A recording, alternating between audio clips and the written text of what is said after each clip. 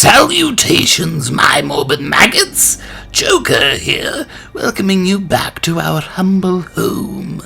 We've got quite a dark tale for you today, but first, if you haven't seen our previous build, the Banisher, then click the pop-up now to view it. But without further ado, let's fall under the potent spell of the necromantic abomination, the Lich Queen.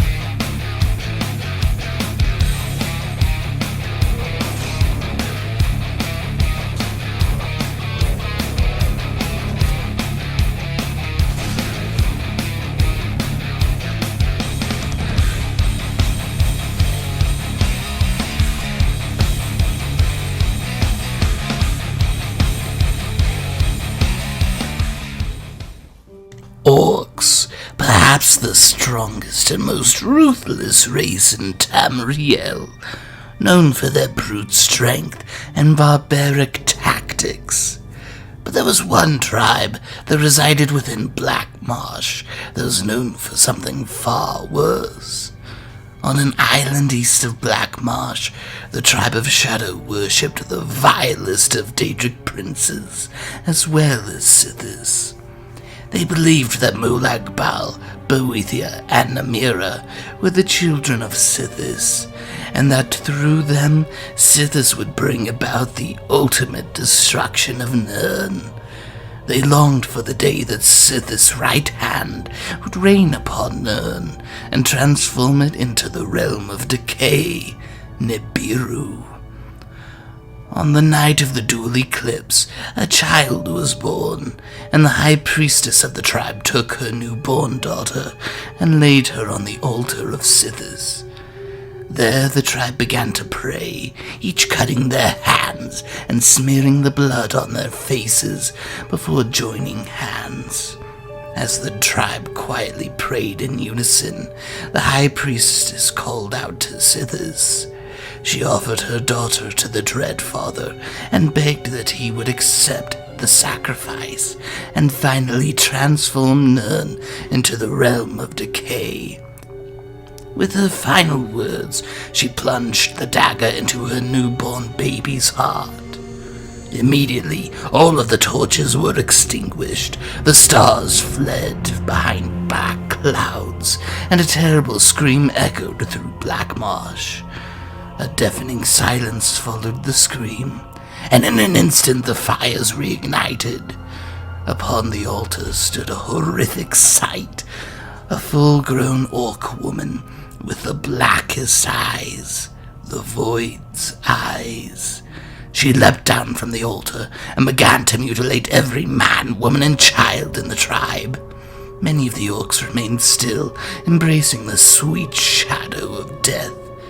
But few were too terrified and fled for their lives. Once the woman had finished dining upon the flesh of the orcs in the tribe, she knelt before the altar, her right knee crushing her mother's skull. She lifted up her arms, and Namira gave her ragged garments to clothe her nakedness. Boethia, she granted the orc a rage unlike any other, one that would cause time to slow. And Molag Bal gave her an unbreakable will, the likes only a god possessed. Afterwards, a voided figure appeared, shrouded in absolute darkness.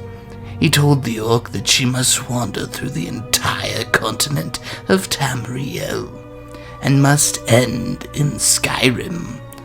The orc woman obeyed and began her quest. For 65 years she wandered Tamriel, speaking to none, only observing the nauseating parasitic mortals who walked upon the lands.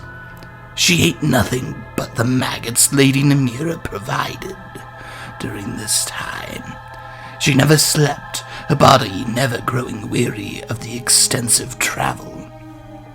On the 66th year of her wandering, she finally arrived in Skyrim, just on the outskirts of Riften. There, Sithis appeared again, and congratulated her on making it through the harsh terrain of Tamriel. He then pointed, and the orc woman directed her gaze towards a group of mortals fighting. Sithis commanded her to go and start killing the mortals in leather and steel. Saliva dripped from her mouth as she imagined the taste of fresh, warm, human flesh. Without hesitation, she attacked and killed 8 Imperials before Sithis caused her to sleep. She collapsed, and days later awoke on a cart with several Stormcloaks. She soon escaped Helgen with the aid of Hadvar, but rather than following him, she headed towards the west, being drawn to Markarth by the scent of unholy decay. Now for the skills. After serving the mirror and obtaining her accursed ring, the orc woman begins to hone her skills, specifically in combat. She grabs a sword and begins slaughtering dozens of men and women in the hills of Markarth, taking time to feed on each one. After growing weary of the Forsworn, she starts to dabble with destruction magic. However, both fire and shock magics hold very little interest to her, and instead she starts to hone her power over the element of frost. Soon after, she begins to learn all she can about the souls of oblivion and how to call upon them. She also takes great interest in both alteration and enchanting, using the power of the two in rituals to further enhance her own power. She uses many of the standing stones to help strengthen her through her quest, but finally settles on the ritual stone as it allows her to raise a large army of the undead. Now for the gear worn by the orc woman. Early on, she tries to wear armor, but detests how tight and clunky it is. She sticks with her tattered clothes for a time, which were gifted to her by Lady Namira. But eventually, she starts to change them out for robes, each with powerful enchantments. She eventually makes her way to Solstheim, and there she discovers a strange cult that worships dead, forgotten gods. When she finds the mask of Almalexia, she is immediately attracted to it and the tasks which they both share. As she continues to work for the cult, she discovers a self-proclaimed reincarnation of Dagoth and traps his soul for later use. The dark-colored robes adorned with a golden skull strike her fancy, and now adorned with 2 wonderfully unique and dark items, the orc woman is greeted once again by the avatar of Sithis. He orders her to return to Skyrim and rest. She obeys, and once she awakens from her slumber, she finds herself in a strange hut. A woman named Astrid introduces herself as a servant of Sithis, and immediately the orc woman submits. However, she smells something on Astrid, but does her best to ignore it. After the betrayal of Astrid, the orc woman discovers that she was in possession of the Blade of Woe, the very dagger used to sacrifice her on the altar 66 years ago. She takes the dagger, but does not soil it with Astrid's blood, and instead shoots an icy spear through the traitor's chest. On that fateful night 66 years ago, when the dagger pierced the infant orc's heart, it absorbed a piece of her soul into it, effectively transforming her into a lich, which explained why she never needed to rest or feed on real food. One of the few orcs who escaped that night also stole the dagger, and it somehow ended up in the Dark Brotherhood's possession. After reclaiming her phylactery, the Blade of Woe, Sithis appears once again and grants her a new title. He deems her the Lich Queen, and sends her to Whiterun, where she learns of her dragonborn powers.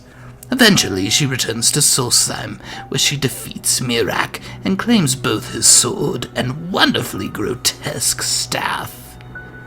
Now for the gameplay. Early on, she interacts very little with mortals, unless they serve one of her masters or they have something she needs to further Sithis' goals. But after being named the Lich Queen by Sithis and discovering her Dragonborn abilities, she begins to slaughter those she views as unworthy. When in combat, the Lich Queen sends out powerful illusion spells to force her enemies to fight one another, while she focuses on using short-range spells against those who are closer. Her Bone Colossus, Death Priest, and Iola serve as the Queen's right hand. The three fight relentlessly, holding nothing back as they protect and aid their queen in massacring her enemies. Should enemies get too close, the Lich Queen will activate her rage and begin hacking away at her enemies with Mirak's writhing sword. The Lich Queen does not find any of the Orc tribes serving the Dread Father, and though she herself is an Orc, decides to purge the tribes. She massacres every single member of the Orc tribes, feeding on their flesh and collecting their souls for Sithis. And now for the timeline.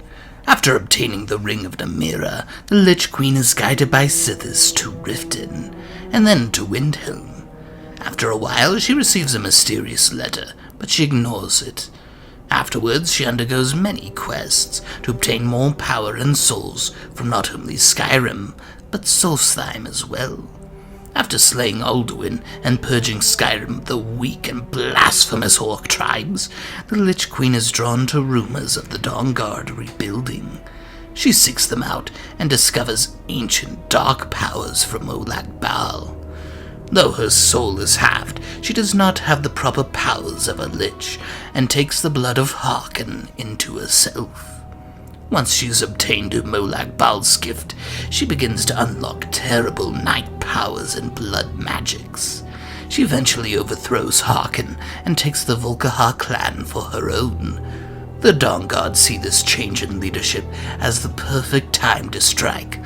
But before they can move on the castle, the Lich Queen leads her own army of vampires and undead to eradicate the Dawnguard. After the defeat of the Dawnguard, the Lich Queen is drawn back to Solstheim, where she confronts the arrogant dragon priest Mirak. While he is quite powerful, it takes the Lich Queen no time to discover more potent secrets. She obtains great power from the Black Books and uses them to defeat Mirak in single combat. As Mirak takes his last breath, the Lich Queen absorbs not only his soul, but dozens of other dragon souls that were once within him. Immediately after this, the Lich Queen wastes no time in extinguishing the lives of the Skull. Soon after, the rest of Solstheim's inhabitants fall to Blade, and the entire island is turned into an ashy graveyard. And now for the dark powers used by the Lich Queen. Bloodbath is a simple but devastating power. The Lich Queen casts a potent form of mayhem in a city and watches as everyone begins to slaughter one another.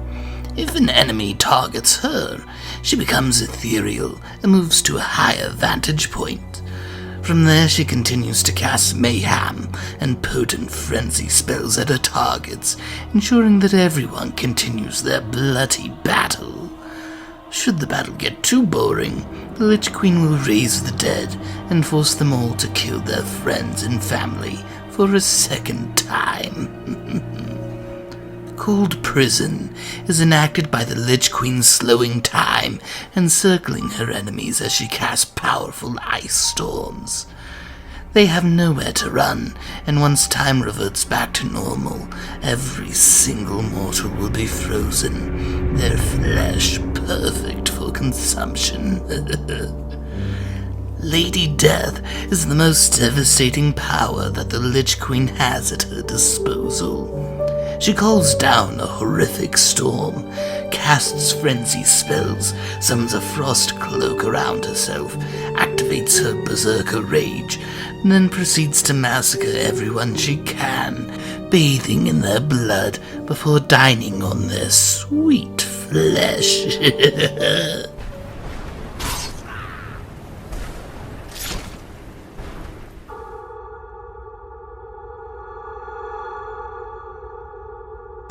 Skyrim had fallen. Every man, woman, child, and animal were reduced to a rotting corpse. The only living things that remained were the spiders and maggots, which grew to exceptional sizes from their bountiful feasts. Not long after, the Lich Queen sent out her undead armies to the nearby states of Tamriel.